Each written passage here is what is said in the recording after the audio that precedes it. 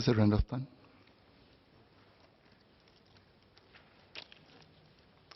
Thank you, Mr. Speaker.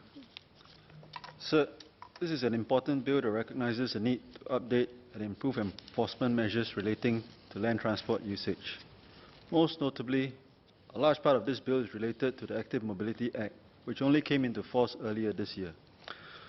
This is a positive sign, I believe, of the government's commitment to being responsive to the evolving challenges in this new area of land transport management.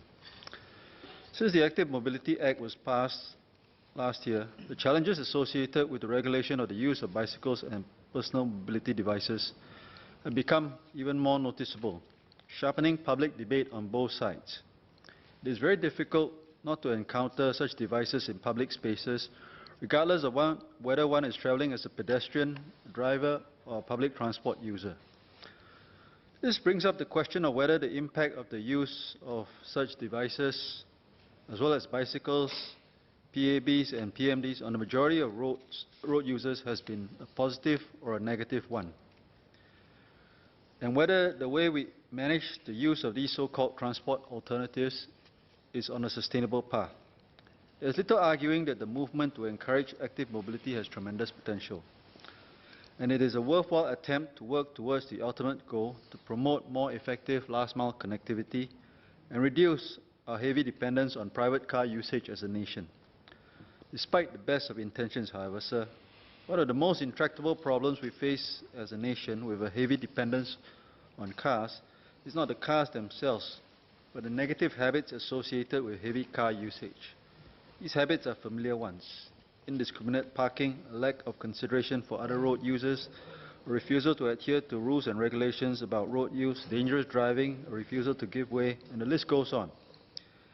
These habits are not caused by the cars themselves. I have no doubt they can just as easily, if not already, become grafted onto any forms of public transport alternative. I beg your pardon. The problems will not only persist but grow. So what this bill gives a hint of already is that the challenges of enforcement of rules and regulations aimed at keeping PMD and other similar devices safe for all road users are non-trivial. At the same time, the cost of enforcement, including the outsourcing of policing work, is going to rise as the rules are made more intricate. My understanding, sir, is that PMD and similar devices are meant to promote last-mile connectivity, but it seems clear that a lot of the issues that we see arise precisely because some users choose these devices as their main and preferred mode of transport. The two are very different. Given our space constraints, the rise of PMDs and similar devices as the primary mode for making a full journey from point to point means that they have become the alternative to what had earlier been the main modes of transport. The convenience to these individuals come at a cost to other road users.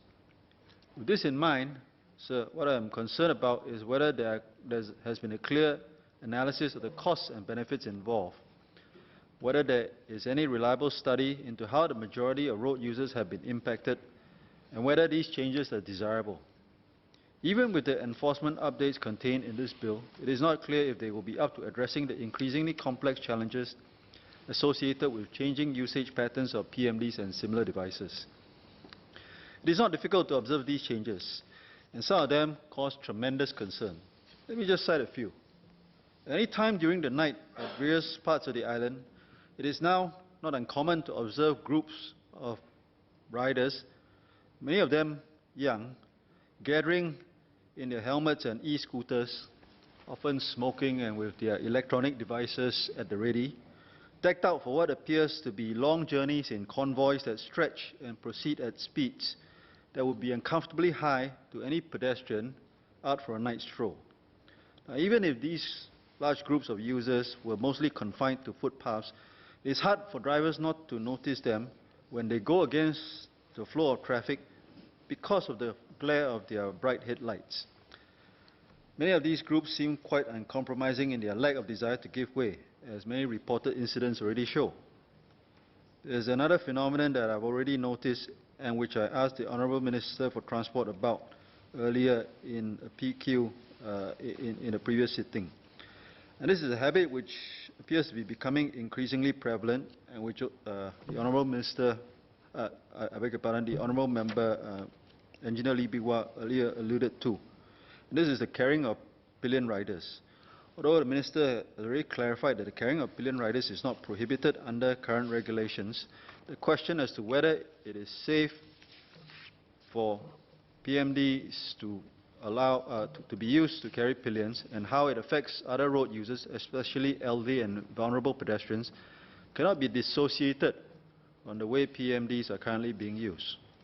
Who would be responsible if children being ferried as pillion riders are hurt when a rider misjudges the stopping distance of his extra load, for instance?